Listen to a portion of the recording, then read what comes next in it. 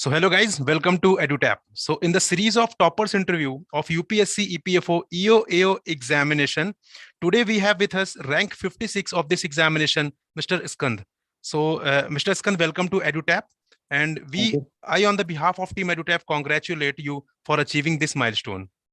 Thank you, sir. Okay, so Skanda, first of all, do let me know what was your first reaction when you saw your name in the holy PDF? Yeah, it was. I was very happy, especially because I thought my interview had not gone well. My interview was a little aggressive. My interview board was very aggressive in questioning me. Okay. I thought it had not gone well. So I was skeptical, but fortunately, I think I got good marks in the written. So the written good marks component compensated for my poor performance in the or mediocre performance in the interview, I suppose. So that's why I'm being selected. For many, not only for me, for all the people, 2 years and 7 months since the notification came. Okay. Exactly 2 years and 7 months ago, the notification came. So it was a long wait. Finally, when we cleared this, those who have cleared, including me, we were relieved that a long marathon like no other has completed. So we were very happy, and for those who are nearing the upper cutoff age, like me, I'm already 29. So for people like us, this was last chance, you can say. Yeah. I was very happy. And finally, you secured rank 56 in the examination, which is quite good, right? Yeah. So, okay, Skanda. So, if we talk about your background, so can you please let us know the brief background about you? That is your educational qualification, your working experience, if you have any. Yeah, I have 7 years and 2 months working experience. Okay. Basically I started out doing CA, but CA I have written 10 attempts, CA final. Okay. And I left. It's no point. I have completed CA Inter, CA Articleship. I have also completed CS, Company Secretary. Okay. But CA final I could not clear, so that's why I went into banking. And after getting into banking, I started writing civil services. I have written. I have 3 times I have written prelims. 3 times I have failed. Another 3 are left for UPSC prelims. I will be writing 23, 24, and 25. Okay. And because of the arduous nature of banking and long hours, I could not clear either CA or civil services. So since I was working this EduTap video, I could not do. Others were referring NCERT, underlining, making notes. So for EPFO, I decided to go with EduTap. So EduTap is good because it is concise in nature.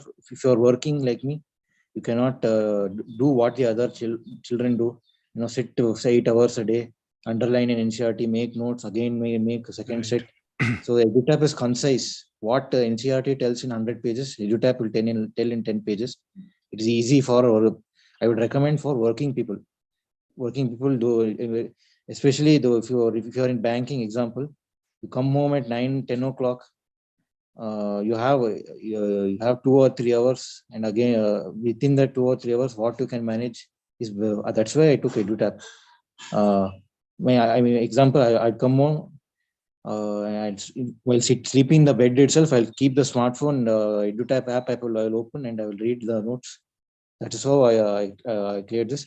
Also, it helped that the exam was held after so long after notification. So many times I could read same material over and over. If it was held immediately, I don't think it would have been so easy. Right. So there's a gap of 18 months between the notification and the examination date. So that also helped. Right. So, Skanda, did you find any hardship during your preparation since the entire process of this examination had a period of more than 2.5 years, right? So, did you find any hardship during this entire process, or how did you keep yourself motivated for the preparation of this examination? See, in my employer does not have CGHS. Okay. Like a rest of India, I was also affected during second wave. My father died during COVID. Okay. Now, if I think if this EPFO exam had been held on time, and before the COVID itself, we would have been selected, and I would have had CGHS. Then I don't know, speculation. Maybe my father could have been saved because of that. So that's what many people have suffered like that. Also, I also suffered during COVID, and repeated delays for 3 or 4 times, it was delayed. And even after a written exam result, 11 months they took to just to conduct the interview. No, it takes a toll mentally. Somehow I kept my cool. Now, if my father was alive, maybe yeah, he would have been happy. He was always, even when he was always saying, because many of his friends are bankers, no? They tell you the stories. So he always told me, ever since I had joined bank 7 years ago, that time itself he was telling me that you have to go for pure central government job, because banking, I'm not criticizing banking. There are people who like it. Personally, I'm saying, because it's a heavy target driven job. If you're not able to achieve targets, no, it becomes difficult. Whether you're in public sector or private sector, it doesn't matter. That's why finally I have cleared. Next, now from now onwards, I hope UPSC will do all exams on time, complete within 7 or 8 months. They will. This is I think nowhere in history of UPSC they have taken 2 years and 7 months for one single exam. This is a record. So Skanda, if we talk about this examination specifically, so what do you think, how much overall time is sufficient or required for the preparation of this examination? If you're not taking any coaching, you have two options. Either you have to do self-study, or you have to spend money for some coaching. If you're doing self-study, I will not take coaching. If you say like that, if you're a student, no government exam in India can be cleared without 6 hours of study per day. You write this, post it on your cupboard somewhere. Any student, if he's listening, if you don't want to put in the time, you have to spend money so that you can get some like any. I'm not saying you have to go only for this. Either you put in the time on your own, collect from various sources, make your own notes. That will take time. Or if you don't have the time, you have to take coaching. Either or, there is no other way. If you're not taking coaching, like I said, 6 hours per day minimum for any government exam, be this or SSC or NABARD or RBI Grade B or civil services, you need 6 hours per day of consistent effort. If you can't put in that much, if you are taking any coaching, quality coaching, then you can get away with 3 hours per day, like I did. Right. So Skanda, if we talk about time management, which is very crucial, and that too, if a candidate is working, right? And since you have been working since 2015, so did you face any challenge with respect to time management, and how did you manage time for both work as well as for the preparation? See, my motivation was to get into pure central government job. For that, every day, that's why when you come back home, your body will be aching, you'll be tired, but still you have to motivate yourself that if you want to get out of this the current job you have and you get into pure central government job, you have no choice. That is what's my motivation. If you're and during lunch break, no, I used to revise if I got the time. And lockdown was there, so alternate working days was there. No, that time also, that also helped. Alternate working was there, that also helped. And anytime you're not working or you're sleeping, you have to do not to studies.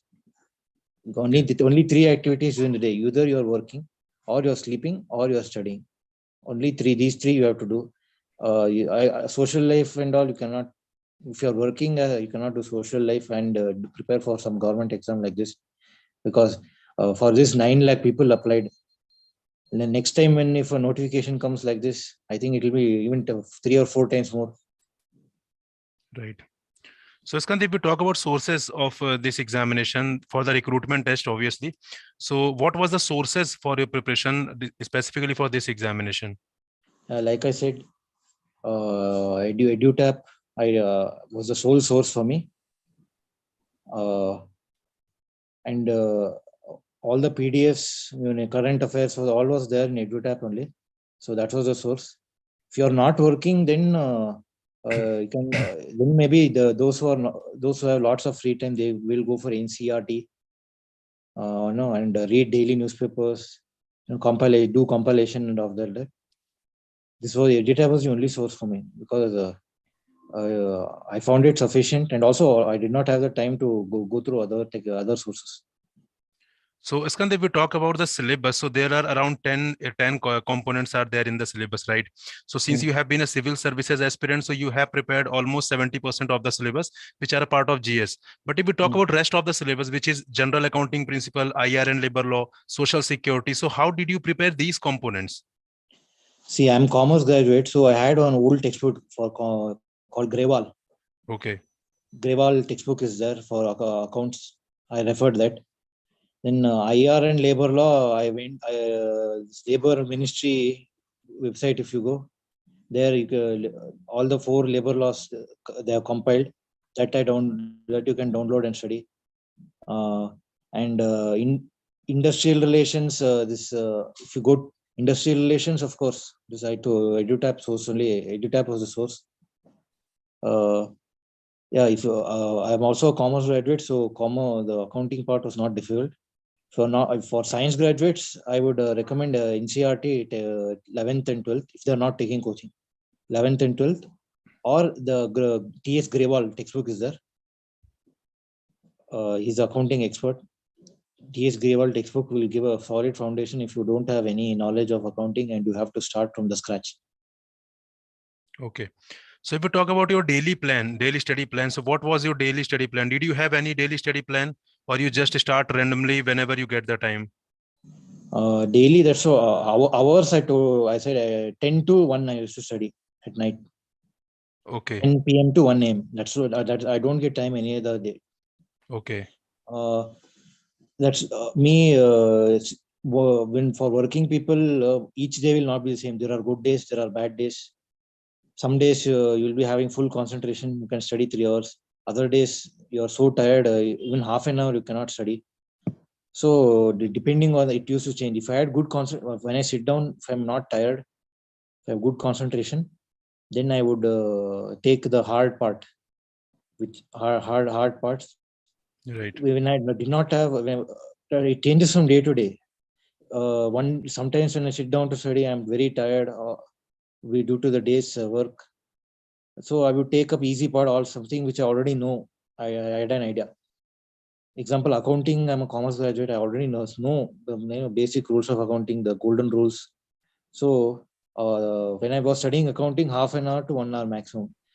Now I'm not a science portion. I did not have any much idea, so I had to put in the full time. Okay.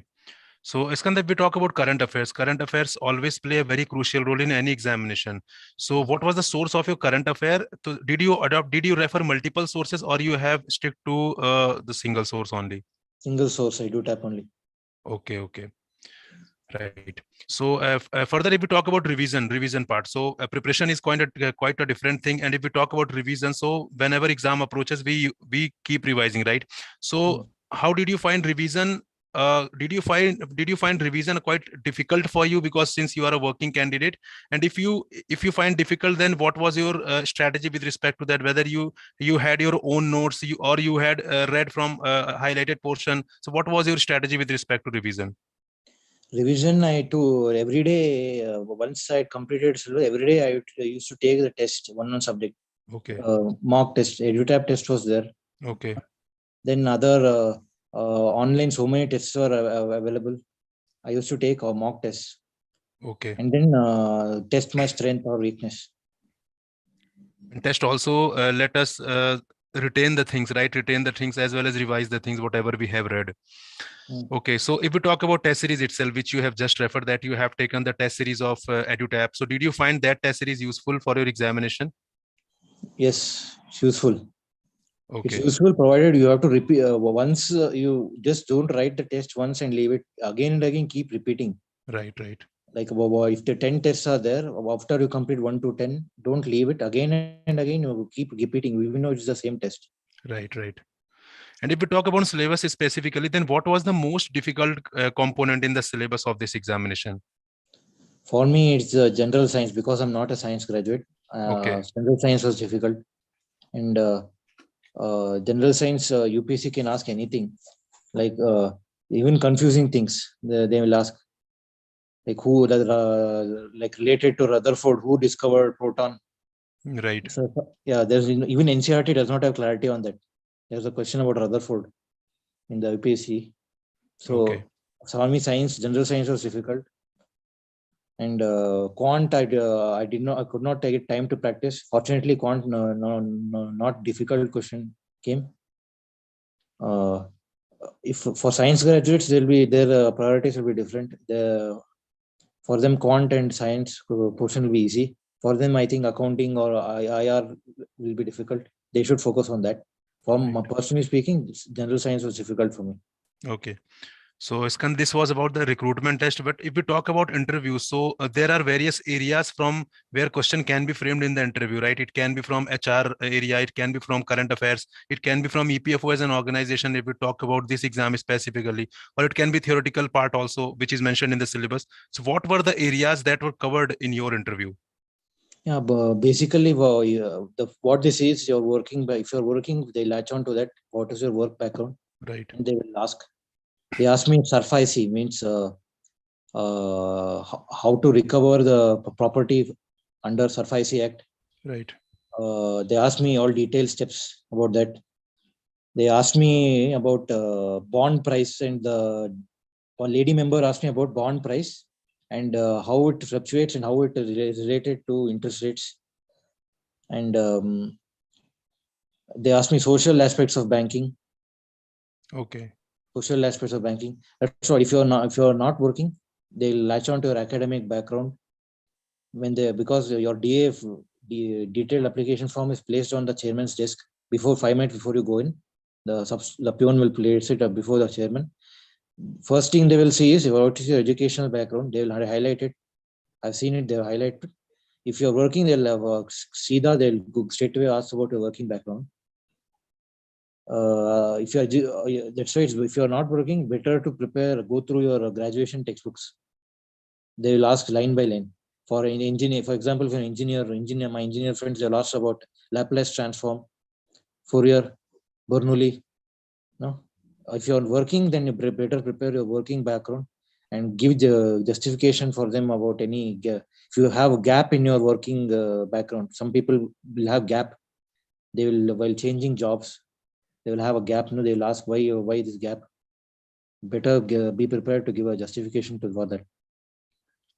So didn't they ask anything about the EPFO, since the recruitment is related to that organization Yeah, only? the lady member asked me what is whether government of India invests in shares or not, Okay. and whether what is the percentage of equity that how does EPFO invest surplus funds? I said EPFO invests 2/3 in government bonds, only 15% in the debt instrument, and 10% in equity. And she asked whether government of India invests in shares or not. I said not directly, only through SEBI, Small Industry Development Bank of India. Yeah. And they asked the name of the EPFO CPF, Central Provident Fund Commissioner. I bungled up the name. Actually, it's Neelam Shami Rao. I said something, and they asked me whether CPFC is an IAS officer. I said no, she's PFC promotee. Actually, right now she's an IAS officer. It's a current Provident Fund, Central Provident Fund Commission. Okay. So, Skand, how many members were there in your interview panel, and what was the duration of your interview? 25 minutes. Okay. And how many members were there? 4 members. 4 members. Okay. Including chairman, right? Yeah. Okay, so Skand, tell me one thing, that sometimes a question can be asked from the aspirant, and if he does not know the answer, so whether he should ask the board to make a guess, or he can say that no sir, I do not know, sorry for that. So what should be the strategy with respect to these kind of situations? Say if you don't know, say you don't know, but don't apologize. Okay. You don't apologize. You have Right. nothing to be sorry for, Right. because there may be some things they will observe, the not only whether you know an answer or not, but if you keep apologizing, they will see it might be considered by them as a weakness.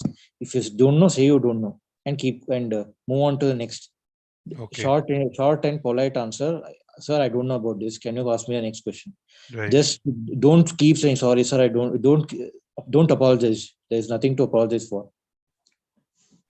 So if we talk about mock interview, so mock interview always play a crucial role before actual interview. So did you join any mock interview program? Yeah, EduTap conducted a one mock interview. In Okay. that itself, I don't know who conducted. An IRS officer was there from Tamil Nadu, I think, Okay. and another person was there. Yeah, they were aggressive in questioning. So I asked after the interview, and I asked why they were so aggressive. They said even in UPSC for this.